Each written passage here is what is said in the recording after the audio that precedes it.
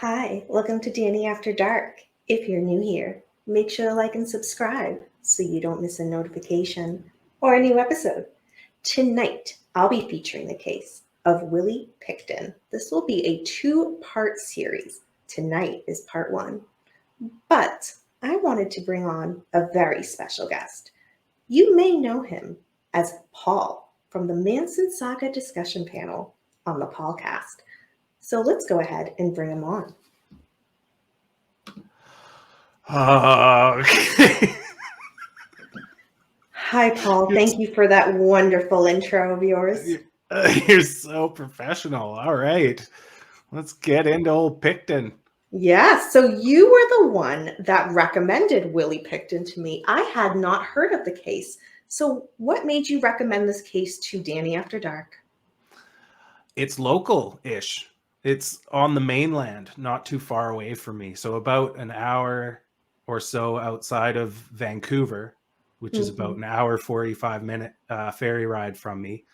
I remember when I was younger hearing about this pig farmer who ended up killing a whole bunch of prostitutes and feeding them to his pigs, which is some horror movie shit. And it was incredible. So that's why, because if anybody says local serial killer, that's the only one that I can think of right off of the bat. And yeah, it's intense, and we will find out why, I guess. Yeah. So, as I say, let's go ahead and dive on in. Willie Pickton, Part One. So, Robert William Willie Pickton was born on October 26th, 1949, in Port Coquitlam, British Columbia, Coquitlam. Canada. Okay, thank you. I knew I brought you on because you are an expert on all things Canada. So here you go. Here's a little bit of Canadian trivia for you, a little West Coast Canadian trivia. This is Port Coquitlam, but the locals and people around the area call it Poco, which is a lot easier. Yes, that is a lot easier. I wish I knew that before. I'm really glad that we heard you say Port Coquitlam. I thought that was so sweet. All right, killing it. Okay, let's go back. He was born to Leonard and Helen Pickton. Paul, will you know your place? Willie also had a brother, David, and a sister, Linda. In 1963, Leonard and Helen bought 40 acres of swamp for $18,000. They towed their farmhouse to the site and began raising the children as well as some pigs. Linda did not live on the farm as she lived away at boarding school. So it was just Willie, David, and their parents who resided on the farm. Leonard died in 1978 and Helen died in 1979. The siblings, then in their late 20s, inherited the farm. In 1994, the Picton's farmland was now worth $7.2 million. In the fall of 1994, the siblings sold a part of their farm for $1.7 million to Eternal Holdings, which was part of a townhouse development company. Also in 1994, the city of Port Coquitlam bought part of the land for $1.2 million. They turned that land into a park. In 1995, Port Coquitlam School District bought a piece of that land for $2.3 million. They built the Blakeburn Elementary School. So that's, you can see those guys had so much money when all that stuff had. They were so rich. David left the family farm, but moved down the road to a new property. Willie now had the resources and the freedom to do as he pleased. Around this same time, women began to disappear in high numbers in Vancouver, BC's downtown east side.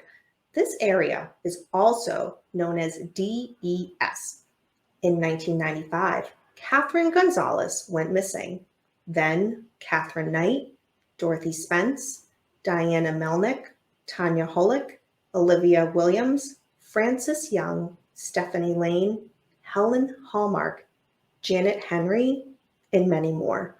The things that all of these women had in common was that they were often poor, homeless, addicted to drugs, and selling sex for money.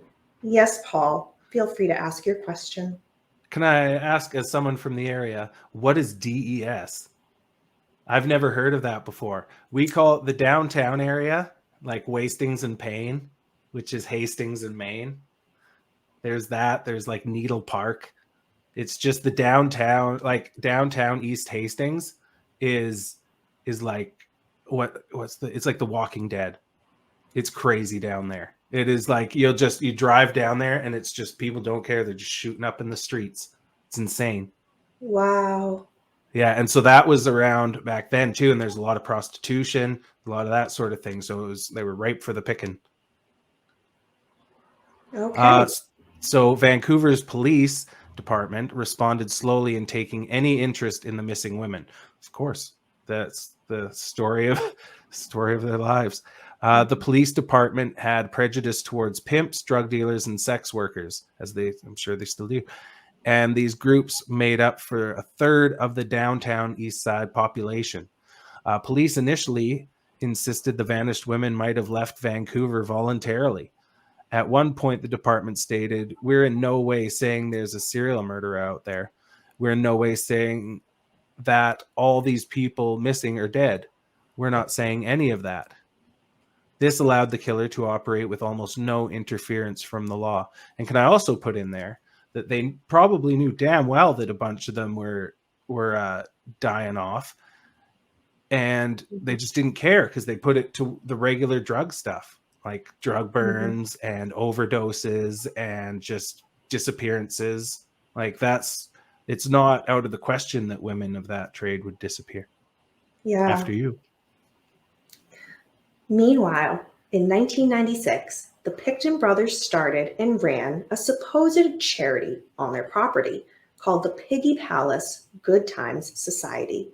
This quote-unquote charity was registered with the Canadian government in 1996 as a non-profit society intended to, quote, organize, coordinate, manage, and operate special events, functions, dances, shows, and exhibitions on behalf of service organizations, sports organizations, and other worthy groups. The special events at the Piggy Palace, in reality, were drunken raves that featured entertainment by a constant flow of downtown East Side prostitutes. Soon after the Piggy Palace opened, the Pickton family were in court for violating city zoning ordinances. Their property was zoned for agricultural use, but they had altered a large farm building on the land for the purpose of holding dances, concerts, and other recreations that sometimes drew as many as 1,800 people.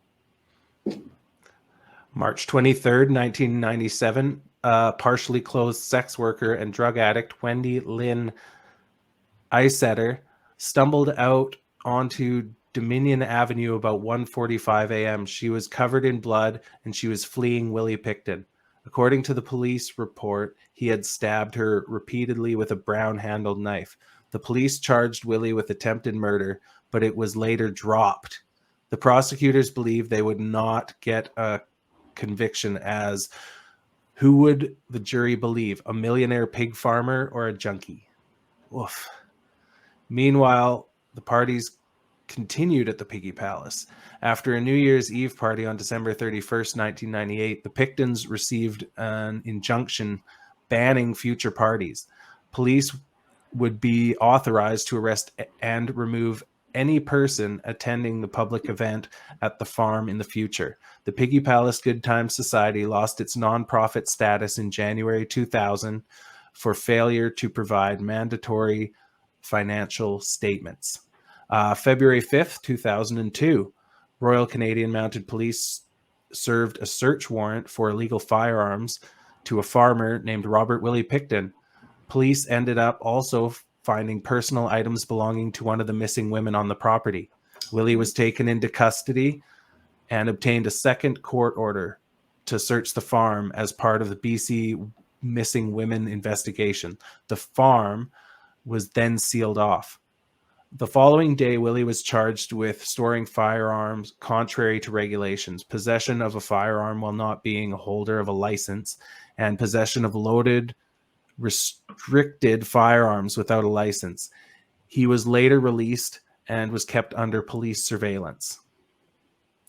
However, Vancouver's missing women were about to reappear, but not in the way their families might have hoped. They reappeared as body parts.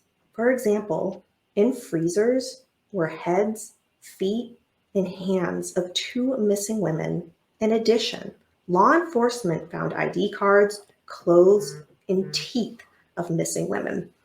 February 22nd, 2002, Willie was arrested and charged with 2 counts of first-degree murder. These were for the deaths of Serena Abbotsway and Mona Wilson. April 2nd, 2002, 3 more charges were added. These were for the murders of Jacqueline McDonald, Diane Brock, and Heather Bottomley. April 9th, 2002, a 6th charge was added for the murder of Andrea Josberry. Shortly after, a 7th charge was added for Brenda Wolfe. September 20th, 2002, 4 more charges were added. These were for the murders of Georgina Papin, Patricia Johnson, Helen Hallmark, and Jennifer Firminger. October 3rd, 2002, 4 more charges were added for the murder of Helen Chinook, Tanya Holick, Sherry Irving, and Inga Hall. This now brought the total to 15 murders, making the investigation the largest of any serial killer in Canadian history. My mom's friend, her daughter, was one of the CSIs picking through pig shit for bones. Wow. Yeah. Okay, so November 23rd, 2002, the New York Times reported a special team investigating the cases arrived and found body parts in freezers as well as purses and other personal effects later linked to the missing. Not one body has been found intact, and wood chipper and Mr. Pickton's pigs are believed to have devoured much of the evidence. 2003, a preliminary injury was held. Inquiry, not injury. Inquiry. It was an inquiry, Danny. At the preliminary inquiry, it was revealed that in 1997, Willie had been charged with attempted murder in connection with the stabbing of a sex worker, which we had mentioned earlier. The woman testified at the 2003 preliminary inquiry that after Willie drove her to Port Coquitlam Farm and had sex with her, he slapped a handcuff on her left hand and stabbed her in the abdomen. She also had stabbed Willie. Later, both she and Willie were treated at the same hospital, where staff used a key they found in Willie's pocket to remove the handcuff from the woman's wrist. That's incredible. That's fucking insane. Yeah, I didn't know that. Mm. Remember the previous attempted murder charge against Willie that was dismissed because the woman had drug addiction issues and prosecutors believed her not credible to testify? The clothes and rubber boots Willie had been wearing that night were seized by police and kept in a storage locker for more than 7 years. In 2004, the lab showed that the DNA of 2 missing women were on those items seized from Willie that night in 1997. Wow. March 10th, 2004. It was revealed that Willie may have fed the bodies of his victims directly to his pigs, as well as the victims he put through the wood chipper. He then would mix human flesh in with the pork he made.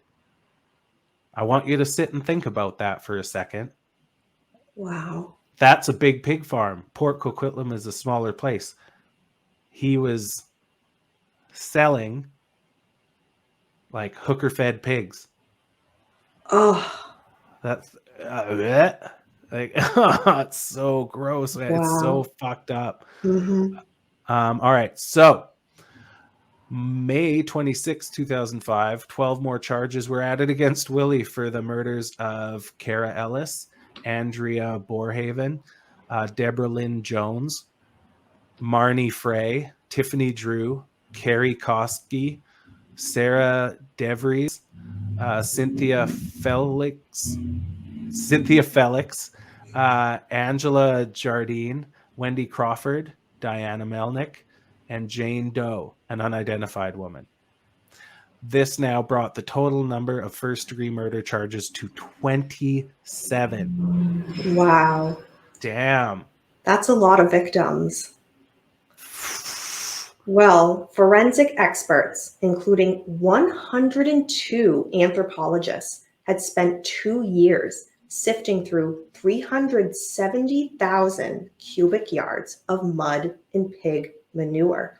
Just like Paul said, they were looking for pieces of these missing women. Many who visited the farm known as Piggy Palace had similar descriptions, saying it was wild. People were doing drugs and eating roasted pig. Quote, I was about to eat the pig, but when I saw Robert Pickton's tearing apart the pig with his hands, I decided not to. His hands were dirty, end quote, said a gentleman. Another quote, I only went once and I'd never go again, end quote, said an unnamed woman in an article that was published in The Now, which is a Port, would you like to say it? Coquitlam. Thank you. Yeah. Newspaper. A few days after Robert was served a warrant by police. Quote, it's a very raunchy crowd, lots of cocaine, lots of really, really badass people. I did not want to be a part of it, end quote. It's common knowledge that Willie was raising pigs as a hobby. He bought the pigs, fattened them up, sold the meat to friends, or roasted them for bikers, prostitutes, mayors, and little leaguers who partied at the Piggy Palace. The entire city of Port Coquitlam, it seemed, was eating pig that had been fed by Willie. Wow. The unusable remains of the pigs Willie slaughtered, pig entrails, brains, bones, nerves, tissue, and gore, were taken by trucks to rendering plants near the DES called West Coast Reductions Limited. This plant turns animal bones, guts, fish blood, pig entrails used in restaurant grease, and now many believe the remains of sex workers into a number of consumer products. For example, lipstick, soaps, shampoos, and perfumes. These products are then shipped all over the world. When it became public, this was written. Vancouver residents have recently learned that fragments of some of these dead women's bodies may have entered the food chain through the rendering plant. Wow.